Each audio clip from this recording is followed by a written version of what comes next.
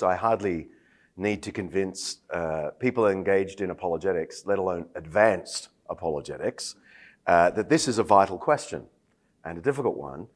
And you can hardly speak for 10 minutes in public without someone in the audience thinking, or maybe even putting their hand up and asking, what about all the evils of Christian history?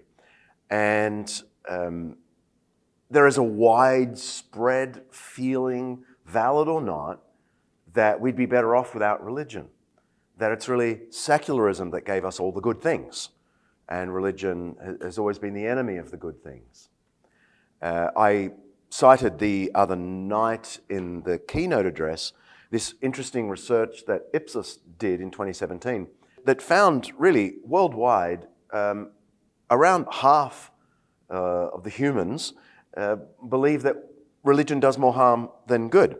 I'm not sure which countries are represented here, but the top countries are Belgium, Germany, Spain, Australia, Sweden.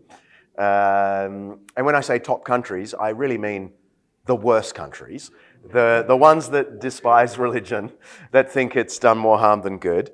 So Germany, Spain, and Australia equal second.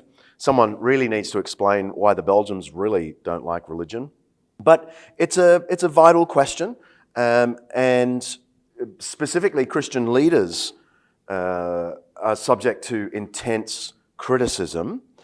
In 2021, Gallup poll, significant polling company, asked people, as I say different occupations, could you please say, from what you know or have heard, which rating best describes how you yourself would rate or score people in various occupations for honesty and ethical standards? And I'm afraid to say that religious professionals were only rated 30% for high morals or honesty. Now you might say, but at least we're above union leaders or financial planners. I actually like to point out that we're double the respectability of newspaper journalists who were reporting on this, how much people hate clergy. But nonetheless, we're well below even specialists like university lecturers and so on. Academics and critics, though, have been pointing this out for decades. It's not a new phenomenon. And some of you will know Regina Schwartz's work, 1998, where the blame was laid firmly at the feet of monotheism. The exotic religions, they can be quite sweet, but monotheism is the evil. Whether as singleness, this God against others, or totality, this is all the God there is, monotheism abhors, reviles, rejects, and ejects whatever it defines as outside its compass. At a more popular but no less powerful level, the French philosophical atheist Michel Onfray took us down a similar route in 2005, where his whole book was against monotheistic religions. Part of his argument was that the religion of the one God seeks to promote self-hatred to the detriment of the body, to discredit the intelligence, to despise the flesh, and to prize everything that stands in the way of a gratified subjectivity. Launched against others, it foments contempt. I'm sure it sounds even better in French, so maybe someone can say that to me in French later. Now, my instinct used to be to rush to Christianity's defense. That was my first instinct.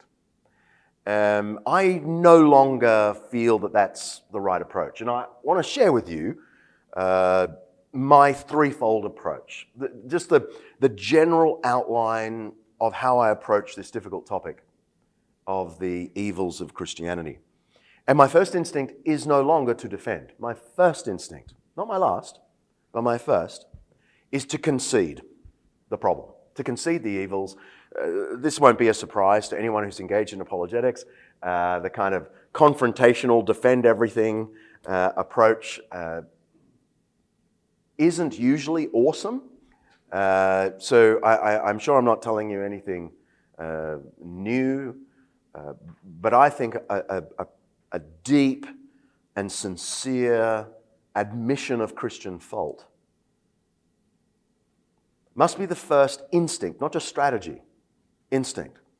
And at the heart level, at the spirituality level, I think to be a good defender of Christianity, you need also to be very soft to the criticisms, very sympathetic with why people sometimes hate religion. Now, for Christianity in particular, we have theological reasons to be quick to admit fault, because we don't believe we're good through and through and only getting better, despite what the Pope said the other day about humans being basically good. Normally, theology, certainly in the Protestant tradition, certainly in the Reformed tradition from which I come, have been quick to say, no, we're rotten. Yes, we're a mix. We're capable of great altruism and so on, but even in the midst of our altruism lurks a darkness. So theologically, I'm reminded that the Lord's opening words of the Sermon on the Mount are about our poverty of spirit. This strikes me as key because the Sermon on the Mount is often regarded as the loftiest moral discourse in world history, but it begins with a call to acknowledge we're out of credit before God. We are poor in spirit, and the blessing comes only to those who are willing to admit that they are poor in spirit. This seems to me, as the opening line of the Sermon on the Mount, the key that unlocks the whole. This is not about a moral improvement program. It's not about making good people versus bad people. It is the life of the kingdom that we taste and touch in the now, but we never get past the acknowledgement that we are poor in spirit. And as the Sermon on the Mount goes on through its beautiful, lofty ethic, and the Lord begins to land the plane, as it were, of the Sermon on the Mount, he reminds his own disciples that they have a log in their eye, a plank in their eye. Why do you see the speck in your neighbor's eye, but do not notice the log in your own eye? How can you say to your neighbor, let me take the speck out of your eye, while the log is in your own eye? You hypocrite, said not to the Pharisees, but to his own students. First take the log out of your own eye, then you will see clearly to take the speck out of your neighbor's eye. The reason I quote this is it seems to me that what the Lord's doing as he's beginning to close the Sermon on the Mount is he's warning his disciples never to get to the point where they think, because they are in possession of this lofty ethic of love and purity and honesty and so on, that they are therefore good. No, he says, yes, you're in possession of this beautiful kingdom ethic. However, there will be a log in your eye. And the sin inside the believer must feel greater than the sin in your neighbor. That's the metaphor of the log versus the speck. Because it's in my eye, what might in fact be a speck ought to feel to me like a log. So this is why theologically, I think our first instinct in defending the Christian faith against the charge that it has only done evil is to admit that it has done evil, that there is a log in the eye of the church. That's theology, but beyond theology, there is just the simple history. There are a lot of bodies buried in the churchyard of history. I think of the murder of Hypatia at the dawn of the 5th century. There'd been 30 years of Christian riots in Alexandria, not always started by Christians, often started by pagans who didn't like the Christians, but Christians learnt to punch back as hard as they received. And at the dawn of the 5th century, they turned against the greatest philosopher in the Roman world, Hypatia. And a mob led by Peter the Reader, the man whose job it was to read scripture in church each week, murdered this Neoplatonic philosopher. Awful. Or think years later of Charlemagne's jihad. It was a jihad. In fact, there are scholarly articles about Charlemagne's campaign against Saxony that actually describe it as a jihad. He offered the Saxons, who were quite resistant to Christianity, baptism or the sword. Your choice. I'm a fair fellow. Baptism or the sword. What do we do with that? Tens of thousands of Saxons were killed in Charlemagne's efforts to convert them. I've stood on the site of one of the worst atrocities of Christian history. I know the Crusades are controversial, and I spend hours teaching the Crusades at Wheaton College, where I offer a little more nuance than I can in these moments. Personally, I think the First Crusade was a just war at the level of cause and an unjust war at the level of practice. But I've stood there outside the Al-Aqsa Mosque, where in July 15, 1099, 10,000 European crusaders burst into Jerusalem and slaughtered men, women, and children, breaking all the laws of just war of the previous centuries. Christian bad behavior can leave a 900-year scar. And just when I think, but they weren't real Christians, or the simple strategy, those Catholics, I'm reminded of Brother Martin Luther, whom I'm pretty sure was a genuine Christian, but who advised the most despicable anti-Semitic things that you'll ever read. In his 1543 tract, The Jews and Their Lies, which is mostly a wonderful theological critique of Orthodox Judaism against the Christian interpretation of the Old Testament, and then the last 5 pages are 7 pieces of advice to the German princes to treat the Jews with a special vitriol, including burning their buildings, destroying all their scriptures, and killing rabbis who dared to teach the Talmud. That was his advice. What do I do with that? I can't say those Catholics. I can't say the no true Scotsman argument. They weren't real Christians. I just have to live in this terrible awkwardness that even in the best of us, there is a darkness. Some researchers have begun to argue that this vindictiveness is endemic and intrinsic in religion. Some of you may know the famous 2015 study by Chicago University Psychology Department. It got a lot of press at the time when it came out, that conducted 5 separate experiments, all of which indicated that the children of religious parents are more mean-spirited, less altruistic, and more vindictive than the children of entirely secular parents. They ran all these tests, the dictator game and so on, and wrote up the results, published in a very prestigious journal, the results. The media had a field day, of course. The Daily Beast headline was, "Religious kids are jerks." Now, for quite a while after this study came out, I would talk about this study in public forums, and I would concede that it's possible for religious parents to raise their kids in a vindictive spirit, us against the world. Righteousness is turned into self-righteousness, a sense of God's judgment into vindictiveness directed toward others. I conceded all of that, as I think it's appropriate to concede. However, in one of my public engagements, someone put up their hand in the Q&A and said, "Hasn't that study been questioned?" I hadn't heard that. I thanked the person for the comment, but I went straight away and went back into the study to see what had happened. And it turns out psychologists had begun to question the data, and it had to go back to review. And this very famous study, now if you go to Current Biology, prestigious journal, it's got retracted written right across it. The whole thing turned out to be junk. Data in junk. Interpretation of the data, junk. Why do I tell you that? Because as much as I firmly believe our first instinct ought to be to admit with feeling the wrongs of Christians, genuine Christians, we must avoid exaggerations. This is the second part of my threefold approach.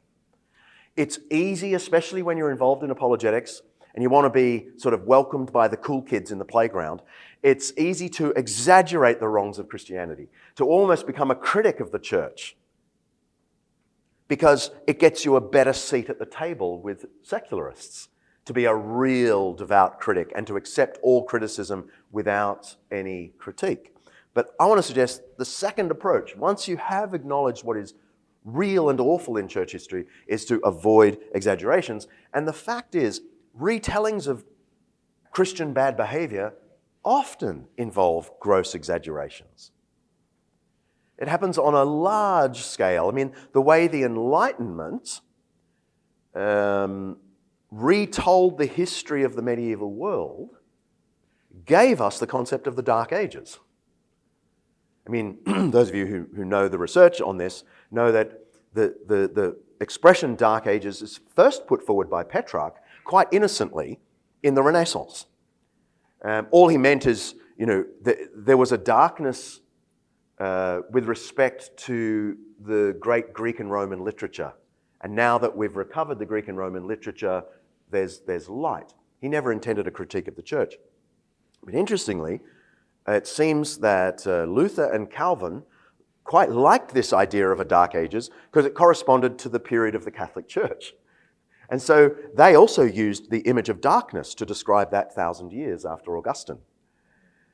But then, of course, the Enlightenment comes after the Reformation and takes this idea, which the Reformers meant to direct at the Catholics, but the Enlightenment directed at Protestants and Catholics. It was all the Dark Ages when religion was in control. So it happens on a massive scale, the exaggerations of Christian history. But let's just take a few examples. I, at the outset, referred to the murder of Hypatia.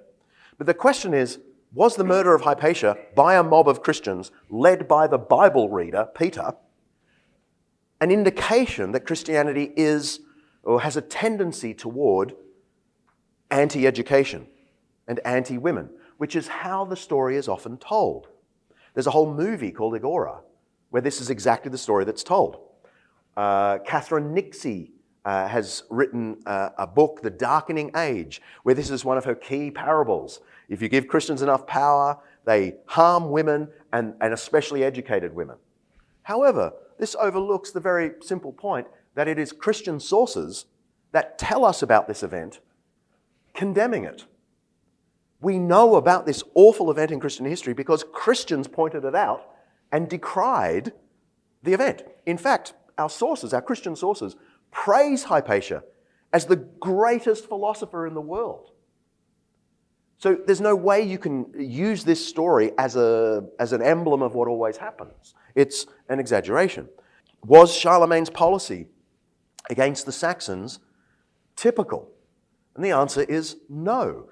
Even the very famous article titled Charlemagne's Jihad by Professor Henn in Israel ends by saying, yes, as much as Charlemagne conducted jihad against the Saxons, a Christian jihad against the Saxons, this was a total novelty in the history of Christianity. And less well known than Charlemagne's brutality is the fact that one of his courtiers, Alcuin of York, the greatest European no one's ever heard of, maybe because he was British originally, but he came to live in Aachen and then down in southern France. He wrote 2 letters to Charlemagne, to the court of Charlemagne, which changed Charlemagne's policy. We know the letters come from 887, and Charlemagne changed the policy against the pagans the very next year, 889, 18 months later. So we can't take Charlemagne's wrongdoing as typical of what Christians always do. Perhaps one of the most striking examples of exaggeration is the Spanish Inquisition. I have read authors say that millions of people were killed by the Spanish Inquisition, at least hundreds of thousands. But we actually know, with quite a lot of detail, that the Spanish Inquisition was responsible for up to 6,000 deaths. because weirdly, the inquisitors were very good accountants, and they've left us resources that now are freely available to researchers, which is not to say the Inquisition doesn't matter. It does. It's a blight on Christian history. One execution for heresy seems to me a blasphemy. But my point is, how did the Spanish Inquisition come to be a marker of all that is evil in the church, when the secular courts of the same period killed many, many more people than the Inquisition did? 6,000 people over 350 years. That would hardly rate a mention in the annals of human brutality. Especially when you compare it to a secular movement in history, such as the French Revolution. I hardly need to remind people here that the terror of 1793-94 executed more than 17,000 people in 9 months. So we just pause there and we say, okay, in the name of secular liberty and equality, 3 times as many people were killed in 9 months as were killed in the entire 350-year Spanish Inquisition. Which is not to turn this argument into a mathematical game. Please don't mishear me. This is not how I speak about this in public. I'm not saying Christians killed fewer people, therefore we win. That would be perverse. But the point, the real point is the obvious one. This demonstrates the problem can't be religion or irreligion. The problem is the human heart in possession of a passion. We come back to the fact that not only is there a log in the eye of the church, there is a log in the eye of every human being. When we're in possession of a passion that is unconstrained by an ethic of love and justice and so on, we can all, religious and irreligious, perform awful deeds. So, as much as I think our first instinct should be to admit fault, sincerely, not just as a strategy, but feel it in your soul. As much as I think we must avoid exaggerations. In admitting fault, let's not go down the path of trying to be a cool kid at the secular table by knocking the church. There is a third, and I think the most important part of my approach to confronting the evils of Christianity, and that is simply to discern what is Christianity's unique contribution to history, and help our hearers puzzle through with us what is the unique contribution of Christianity. So the real question isn't, have Christians participated in the evils common to humanity? The answer to that is a very boring yes. The real question is, what is Christianity's unique contribution to humanity? Because no one can argue, and no one who knows history can argue, that Christianity's main contribution to history was violence. Breaking news, the Greeks and Romans were doing very well on the violence front before the Christians came along. No one could argue that bigotry was a unique contribution to world history. So the question is, what is the unique thing Christianity gave the world? The first question simply reveals that Christians, unfortunately, are humans, and they do very human things. The question, what is Christianity's unique contribution, I think is the more exciting one. And if you're able to sit down with your interlocutor and get them to puzzle this through, I think some very interesting things emerge. I was able to put this question, what is Christianity's unique contribution to world history, to one of the greatest classical historians in the world today. Teresa Morgan was, when I interviewed her, professor of Greco-Roman history at the Faculty of Classics in Oxford. She's since been pinched by Yale University, so she's just moved to Yale. But her book, Popular Morality in the Early Roman Empire, is the standard work on Greco-Roman ethics. And so she was the perfect person to ask, what did Christianity bring into the classical world? that was unknown. The absolutizing of love in ethics is the unique contribution of Christianity. Now, in the broader interview, Theresa Morgan points out that this was already believed by most Jews, but that what the early Christians did is universalize that concept. And she points to passages like this as remarkable in the history of ideas. Love your enemies, do good to those who hate you, bless those who curse you, pray for those who mistreat you. If someone slaps you on one cheek, turn to them the other also. Do to others as you would have them do to you. Be merciful just as your Father is merciful. That last line is important because what Theresa Morgan says is what you think about the God or the gods really does determine the weight you give love. She points out that the gods of Greece and Rome could be loving, but they could just as easily, the same God, trip you up and play with you. So there was no stable theology to inform ethics. But what Christianity, from its Jewish heritage, brings into the Greek and Roman world was a stable idea of God as love. And that mercy of God is the reason human beings are to show mercy to others. And of course, there's a wonderful chapter in David Flusser's book, Flusser being the great Jewish historian.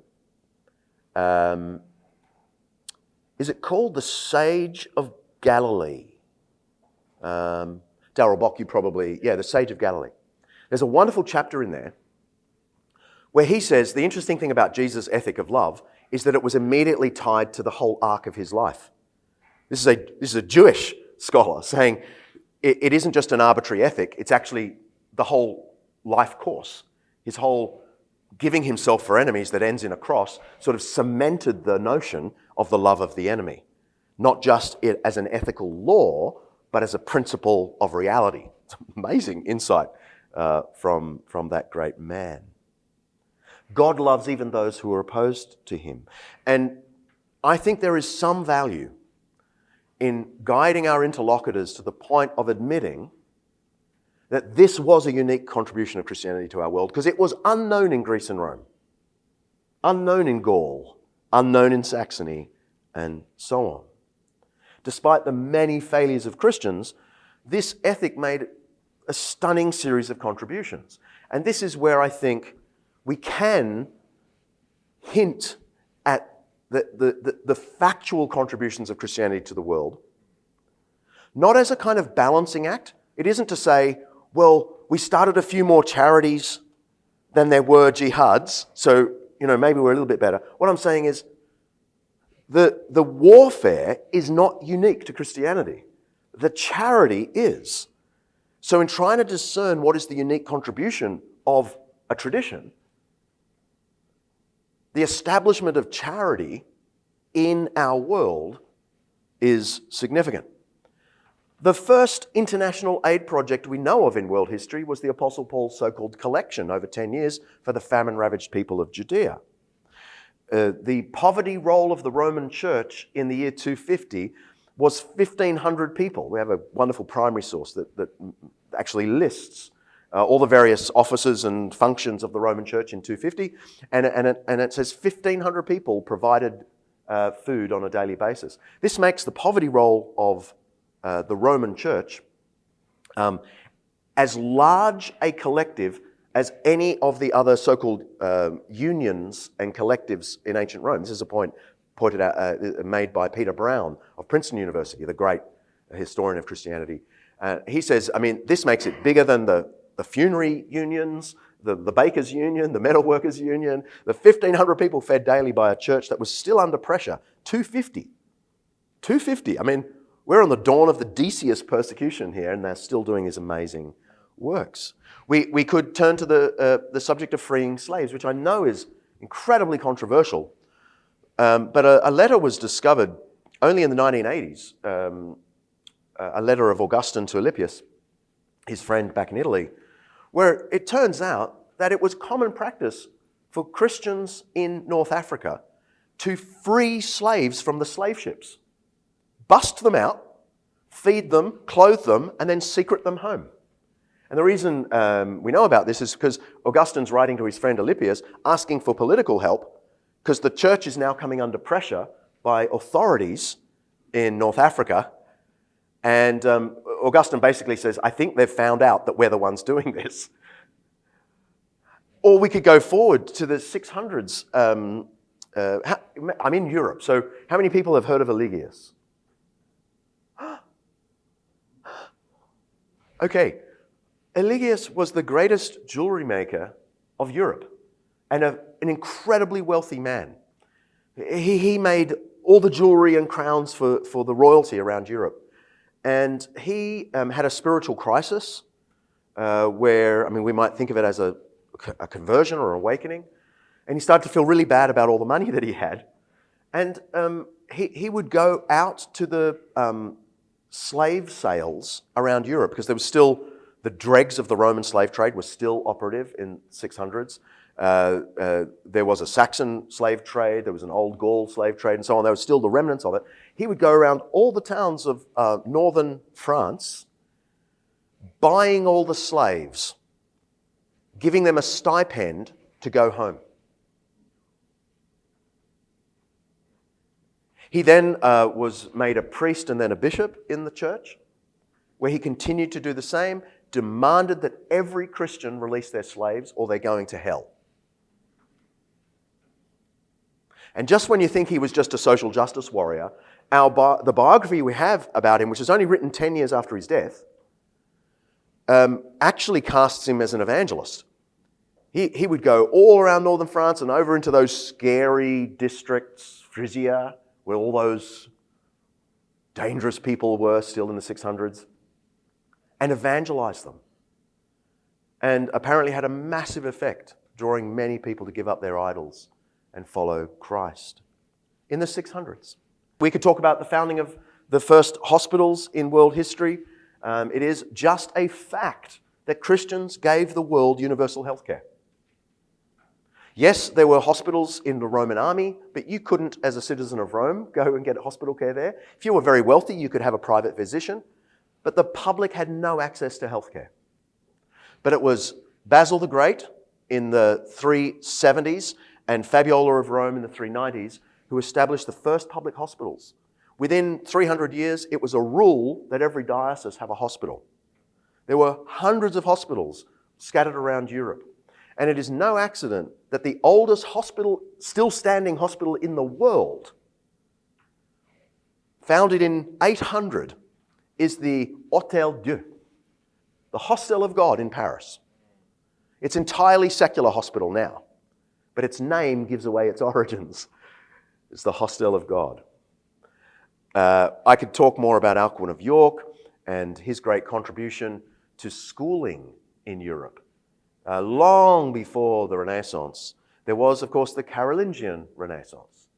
But really, it was Alcuin who designed a program for boys and girls, rich and poor, to learn the liberal arts, all in the name of Christ. He was both theologian and liberal arts professor. He was, if you like, Charlemagne's education secretary. Now, this is simply to underline that there are many facts, empirical facts, that underscore that Christianity's unique contribution to world history isn't its violence and hatred and bigotry, but it's moving love to the center of ethics and producing charitable welfare that has now become the norm in the secular world. Christianity bequeathed its ethic of love to the world. Now, of course, we need to be careful as we make this argument, because you could very easily give the impression you think Christians are better than people who aren't Christians. And you don't want to say that. And nor do you want to imply that atheists can't be good. I mean, most atheists we'll meet in Europe are basically Christian in their ethics, not in their beliefs, of course. And interestingly, this is a point being made by a whole bunch of secularists nowadays. It's almost like we don't have to make the argument anymore. Many of you will know all these faces: Tom Holland, Jordan Peterson, Luke Ferry, Ramon Gaita, Ayaan Hirsi Ali, and even Richard Dawkins. I mean, Tom Holland famously wrote Dominion, where he, as someone who is an agnostic, absolutely affirms that Christianity gave us virtually all the secular ethics that we love: equality, humility, compassion, so on. Jordan Peterson's sort of doing something similar. Raymond Gaita, you may not have heard of. He's a famous atheist philosopher from Australia. But even he admits that the whole notion of the sanctity of the human being, the inestimable value of a human, entirely came from Christianity, and we secular ethicists need to find a way to match it. And we haven't yet. That's his basic approach. Ayaan Hirsi Ali has recently announced that she's a Christian. It's hard to know what to make of it from a distance. Let's just thank God that she's, moving toward Christ. But what she's saying is that it dawned on her atheism could not sustain her humanitarianism. Even Richard Dawkins, 3 weeks ago, did you see this? Said, "I'm an ethical Christian." What? Perhaps the most interesting fellow in this conversation is Luke Ferry.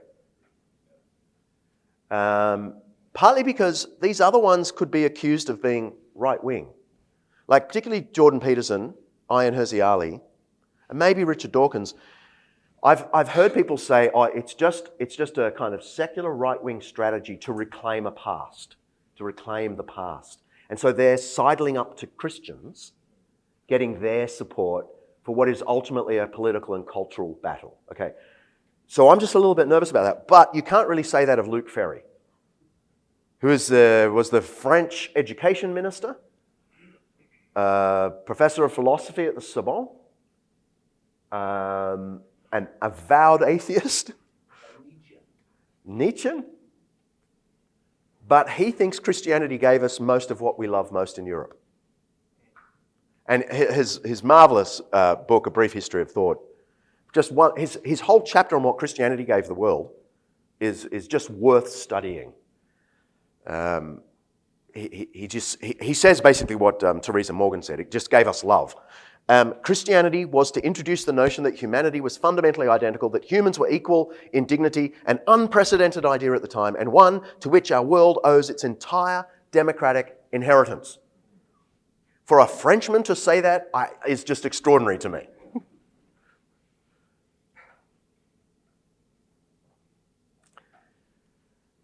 Dismissing Christianity on the basis of the church's poor performance is, I think we should point out to our interlocutors, a bit like dismissing Johann Sebastian Bach after hearing a terrible performance of the cello suites. You know the cello suites? Musicologists often regard this as one of the most sublime pieces ever composed because its mathematical proportions are extraordinary. Whether or not Bach knew this, he probably did, but whether or not he did, the proportions of the music are extraordinary. And the whole thing is designed to take you away from the G major, to make you feel in distress, that you're longing to get back to the G major, and then he beautifully brings you back to this glorious conclusion. If you don't know the piece well, you should go and listen to the prelude to the cello suites. But that's how it was meant to sound. But imagine if I played it, given that I don't play cello. Jesus wrote a beautiful tune, a beautiful melody, the most beautiful melody. Love your enemies, do good to those who hate you, and so on. And it wasn't just an ethic, it's actually the arc of his entire life, death, and resurrection. God's love of the enemy. That's the melody. And it is true, we must admit to our interlocutors, Christians haven't always played the melody well. Sometimes we've played out of tune. Sometimes we've played another tune entirely. But we have to distinguish between the composition and the performance.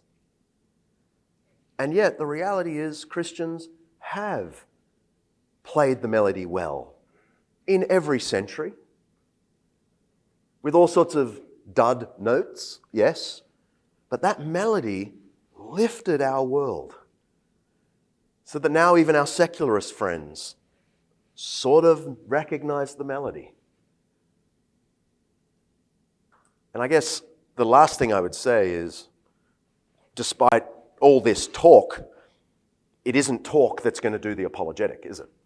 It's actual Christians loving their enemies, doing good to those who hate them, blessing those who curse, doing to others as we would have them do to us, being merciful as our Father has been merciful to us. It is the embodiment of the gospel that is the ultimate apologetic.